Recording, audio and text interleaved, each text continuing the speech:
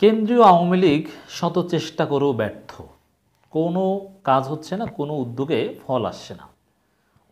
বড় বড় ঘটনা আওয়ামী লীগে ঘটছে, কিন্তু কেন্দ্রীয় আওয়ামী লীগ, প্রশাসন, পুলিশ সবাই মিলে চেষ্টা করেও এত বড় ঘটনা ঠেকানো যাচ্ছে না। ঈদের দিনও ঘটেছে, ঈদের পরের দিনও ঘটছে, ঘটেই যাচ্ছে, ঘটবে। এটা রাজনীতির গ্রামার। আওয়ামী লীগ যে ভুল করেছে, সেই ভুলের উপর ইস্তেকামাত থেকে এগুলো সমস্যার সমাধান সম্ভব নয়। দর্শক, আমরা বিশ্লেষণটা করছি 12 এপ্রিল 24। আওয়ামী লীগের অভ্যন্তরীণ বিরোধ এতটা তীব্র হয়েছে যাতে দুই একজন নেতা প্রতিপক্ষ বলতে আওয়ামী লীগের এক গ্রুপ আর এক গ্রুপের নেতাদের হত্যা করবে, এটা এখন কমন চিত্র হয়ে গিয়েছে। এটা বন্ধ করা তাদের পক্ষে সম্ভব নয়। কেন্দ্রীয় নেতারা নানান চেষ্টা করেছে, সাংগঠনিক ব্যবস্থা, বহিষ্কারের হুমকি, বিভাগীয় মতবিনিময়, জেলায় জেলায় সফর, আঞ্চলিক দায়িত্ব ঠিক করে দেওয়া কেন্দ্রীয় নেতাদের, জবাবদিহিতার আওতায় আনা, সাংগঠনিক এবং আইনি ব্যবস্থার ভয় দেখানো, কোনো কাজ হচ্ছে না। দর্শক, একটা ঘটনা আপনাদেরকে দেখাবো। এই একটা চিত্রের মাধ্যমে আপনারা কিছুটা ধারণা করতে পারবেন আসলে আওয়ামী লীগ কোথায় যাচ্ছে। বাগেরহাটে দুপক্ষের সংঘর্ষে আওয়ামী লীগ নেতা নিহত। মানে এই যে আওয়ামী লীগ নেতা নিহত, আওয়ামী লীগ ক্ষমতায়, এর চাইতে দুঃখের কি আছে? বিএনপি, জামাত এদেরকে তো মারবে, এটা তো আওয়ামী লীগের কাছে পান্তাভাত। কিন্তু আওয়ামী লীগ ক্ষমতায় থাকতে আওয়ামী লীগ নেতারা দুই গ্রুপের মারামারিতে নিহত হবে, যেটা প্রতিনিয়ত আপনি পত্রিকা খুললে কয়েকদিন পর পরেই দেখবেন। ছাত্রলীগ, স্বেচ্ছাসেবক লীগ, যুবলীগ আরও বেশি, চাঁদাবাজির ভাগাভাগি নিয়ে কত কিছু। কিন্তু এগুলো কি আওয়ামী লীগের কেন্দ্রীয় নেতারা চায়? তারা চায় না, বন্ধ করতে চায়। কিন্তু মৌলিক জায়গায় সমস্যা রেখে এক গ্রুপ আর এক গ্রুপের বিরুদ্ধে লাগার সাংগঠনিক বৈধতা দিয়ে, এই যে স্বতন্ত্রদেরকে অনুমতি দিয়েছে, এখন আবার উপজেলা নির্বাচনও দিচ্ছে, এই ভুল কাজ করে আসলে সমস্যার সমাধান কিছুতেই সম্ভব নয়। এটা মাথায় রাখতে হবে। খবরটা একটু আপনাদেরকে শোনাই, তাহলে বুঝবেন যে আসলে আওয়ামী লীগ কতটা ব্যর্থতার মধ্যে পড়েছে, যে কোনোভাবেই আওয়ামী লীগ নেতাদের জীবন বাঁচাতে পারছে না। সংগঠন তাদেরকে জীবন দিতে হচ্ছে। প্রতিপক্ষ দলের হাতে, যেমন বিএনপি জামাতের সাথে মারামারি করে যদি হতো তাহলে তো এটা গ্লোরিয়াস করা যেত যে না, এই হয়েছে সেই হয়েছে, গণতন্ত্রের জন্য অপরাজনীতির বিরুদ্ধে তিনি জীবন দিয়েছেন। কিন্তু আওয়ামী লীগের এক গ্রুপ আর এক গ্রুপের মধ্যে মারামারিতে মারা যাওয়া, এতে কি বলবে, কি অবস্থা? এটা সত্যিই আসলে একটা কঠিন অবস্থা। এই ক্ষোভ অথবা এই দুঃখ আওয়ামী লীগের ওই নেতাদের পরিবার কখনো ভুলতে পারে না, যে ক্ষমতায় থাকতে পদধারী আওয়ামী লীগ নেতাকে এভাবে আওয়ামী লীগের হাতেই জীবন দিতে হচ্ছে। এটা কিভাবে ভুলবে? বলা সম্ভব নয়। এই বিষয়টা খুব সিরিয়াসলি এবং বড় হিসাবে দেখা উচিত, কারণ একজন মানুষের জীবন আমাদের কাছে অনেক, হোক সে আওয়ামী লীগ।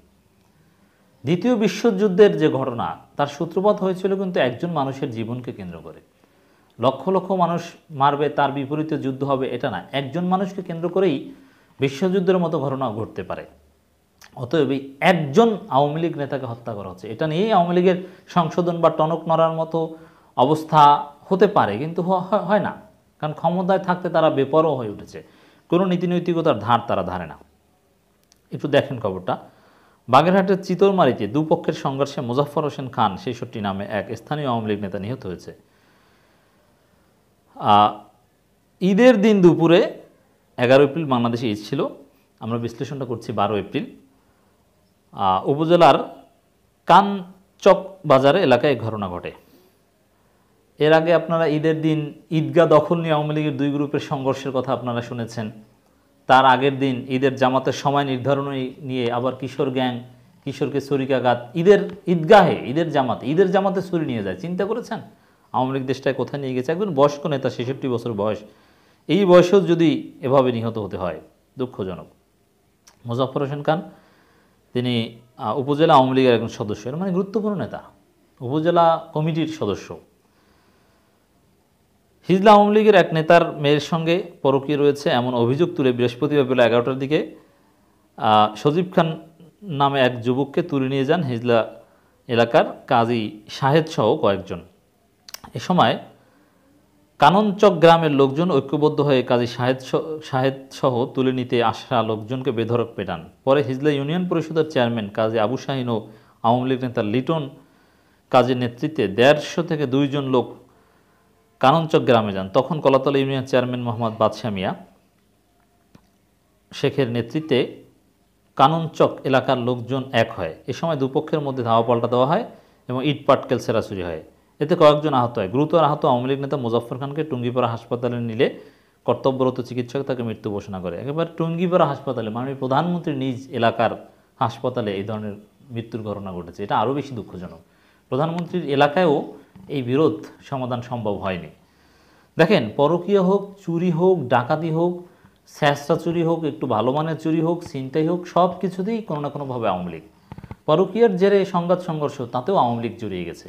মানে আওয়ামী লীগ যেভাবে অপরাজনীতি করেছে, সামাজিক মূল্যবোধ, সামাজিক কাঠামো পলিটিসাইজ করে ধ্বংস করে দিয়েছে, ভিন্ন মতকে দমন করেছে, মুরব্বীদেরকে শ্রদ্ধা বা এগুলো নষ্ট করে দিয়েছে, তাতে ওই যে চুরি থেকে শুরু করে পরকীয়া, যে যা কিছু নিয়েই গ্যাঞ্জাম ফাসাদ হোক, মানুষের জমি নিয়ে যা নিয়ে হোক, প্রেম প্রীতি নিয়ে, সব কিছুর পেছনে আওয়ামী লীগ, ছাত্রলীগ, যুবলীগ জড়িয়ে পড়বি। আওয়ামী লীগ দেশটাকে এই পর্যায়ে নিয়ে এসেছে। এটা কেন্দ্রীয় আওয়ামী লীগের বড় ব্যর্থতা।